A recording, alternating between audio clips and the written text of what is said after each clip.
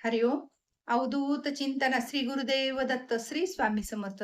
Religious काकू या आपल्या चॅनलवर तुमचे मनापासून स्वागत करते आणि व्हिडिओला सुरुवात करते. तुम्ही या चॅनलवर नवीन असाल तर लाईक, शेअर आणि सबस्क्राईब करायला विसरू नका.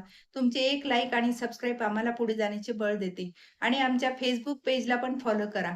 तर बघा आपण आता आज व्हिडिओमध्ये बघणार आहोत की दुर्गा सप्तशतीचे पाठ कसे करायचे, कोणी करायचे आणि किती पाठ केल्याने आपल्या ज्या काही आपल्या इच्छा असतील त्या पूर्ण होण्यासाठी म्हणजे कसं पारायण करायचं हे आजच्या व्हिडिओमध्ये बघणार आहोत. तर व्हिडिओ शेवटपर्यंत नक्की बघा.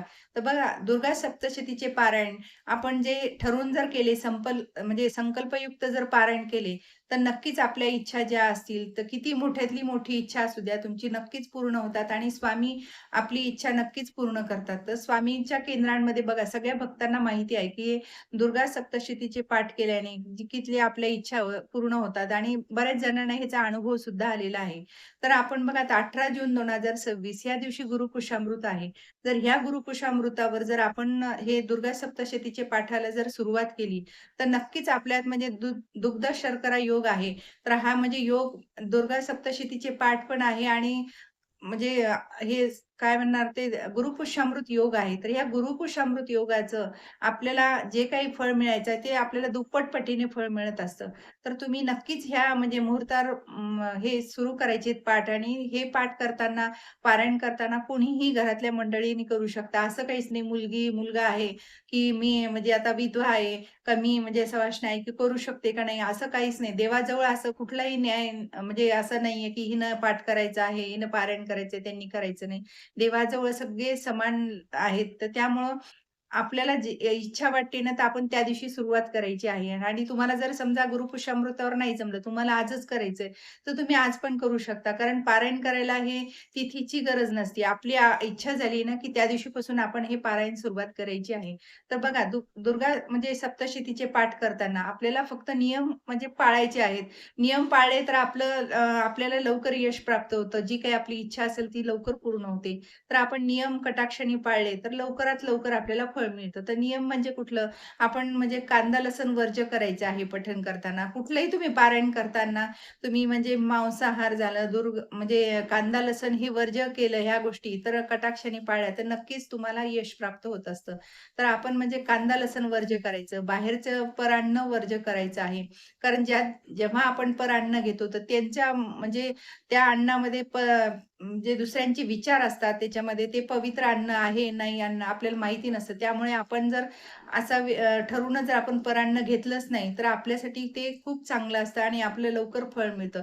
आणि जे काही आपण व्रत वैकल्य करतो, तर त्याचं पुण्य दुसऱ्यालाही जात नाही. त्यामुळे आपण आपल्या घरी राहून जर पठण वगैरे करत असेल, तर आपल्याला परान्न, परपाणी काहीच घ्यायचं नाहीये. तर पाणीसुद्धा आपण जर बाहेर गेलो, तर आपलं सोबत घेऊन गेलेलंच पाणी प्यायचं. मग असं केल्याने आपल्या इच्छा ह्या पूर्ण होतात आणि आपण जे काही पूजा, व्रतवैकल्य करतो त्याचं सुद्धा आपल्याला पुण्य प्राप्त होतं. तर बघा म्हणजे हे कसं करायचंय तर आताला पाठ करताना आपल्याला 1 ते 13 अध्याय एका बैठकीतच अध्याय घ्यायचे आहे आणि हे आपल्याला 108 पारायण करायचे आहे. तर तुम्ही संकल्पयुक्त आपल्याला पहिले दिवशी जेव्हा बसताना त्या दिवशी तुम्हाला संकल्प करायचा आहे.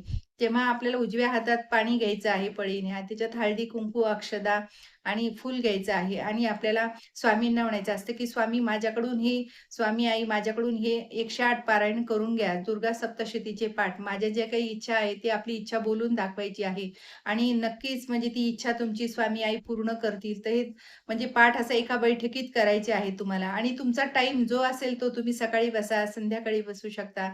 तुम्हाला जो योग्य टाईम वाटेल त्या तुम्ही टाईमवर बसायचे आहे. पण एकदा बसून हे पूर्ण पारायण करायचं आहे. हे असे 108 पारायण आणि जेव्हा तुम्हाला 4-5 दिवस जी काही अडचण असेल, तर ती त्या म्हणजे सोडून आपण पुढचं कंटिन्यू करायचं आहे. आणि जर तुमच्या घरामध्ये समजा जेंट्स कोणी बसत असेल, घरातली मंडळी कोणी म्हणजे पाठाला, तर ते सगळ्यात चांगलं. त्यांनी पण केलं तर खूप उत्तम घरामध्ये. जितके तुम्ही मेंबर आहेत, तितक्या मेंबरनी जर घरात पठण केलं, पारायण केलं हे दुर्गा सप्तशती, तर सगळ्या अडचणी ज्या काही घरातल्या आहेत आपल्या निघून जातील. नकारात्मक वातावरण निघून जाईल. आणि बघा उद्याचा मुहूर्त खूप चांगला आहे. उद्याच्या मुहूर्तावर जे काही तुम्ही पारायणाला सुरुवात करताल, तुम्ही कुठलंही पारायण करा. त्या पारायणमध्ये नक्कीच तुम्हाला दुपटीनं म्हणजे आपल्याला म्हणजे यश मिळतं. आपल्या ज्या काही इच्छा असतील त्या पूर्ण होतात आणि याची सुद्धा म्हणजे जी सेवा आहे, तर ती सुद्धा आपली म्हणजे अमृततुल्य सेवा होती. तर कुठली आपल्याला गुरूंची पण सेवा करायची आहे. तर आपल्या स्वामींचं नामस्मरण करायचं आहे. श्री स्वामी समर्थ, श्री स्वामी समर्थ. हा जप आपण 108 वेळा म्हणजे जसं तुम्हाला शक्य होईल 108 वेळा किंवा करा किंवा तुम्ही 16 माळा जे काही करता येईल तितक्या करा आणि काम करता जर तुम्ही नामस्मरण केलं, तर तुमचं मोजायची गरज नाही. भरपूर म्हणजे जप संख्या खूप होती आणि तितकी जप संख्या जेवढी झाली तितकी लवकर आपली इच्छा पूर्ण होत असते. घरात आपलं सकारात्मक वातावरण तयार होतं. तर आपल्याला गुरूंचं सुद्धा म्हणजे गुरुपुष्यामृत योगावर आपल्याला नामस्मरण करायचं आहे. आणि ही सेवा आता म्हणजे अत्यंत म्हणजे सोपी सेवा आहे. ही सेवा कोणीही पण करू शकतं आणि चालता-बोलता तुम्ही काम करता ही नामस्मरणाची सेवा करायची आहे.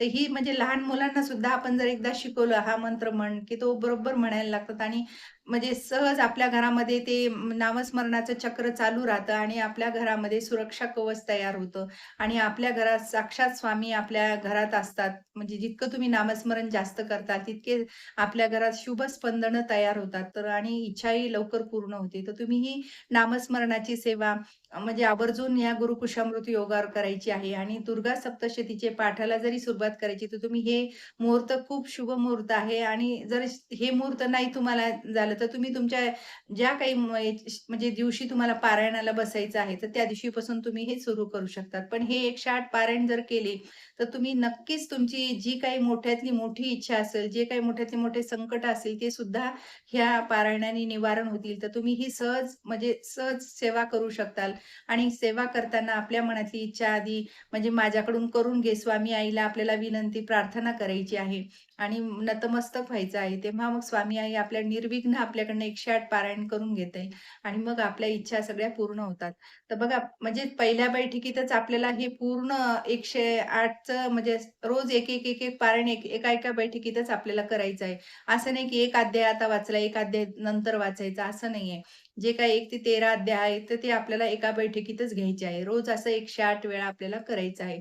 आणि उद्यापन म्हणून मग नंतर आपल्याला जे काही आपण घरात म्हणजे स्वयंपाक करतो, गोडाचा नैवेद्य करतो, तो आपल्याला शेवटच्या 108च्या पारायणाच्या दिवशी आपल्याला नैवेद्य दाखवायचा आहे. स्वामी यांची आरती करायची आहे आणि तो प्रसाद सगळ्यांनी घरातल्यांनी म्हणजे प्रसाद म्हणून घ्यायचा आहे.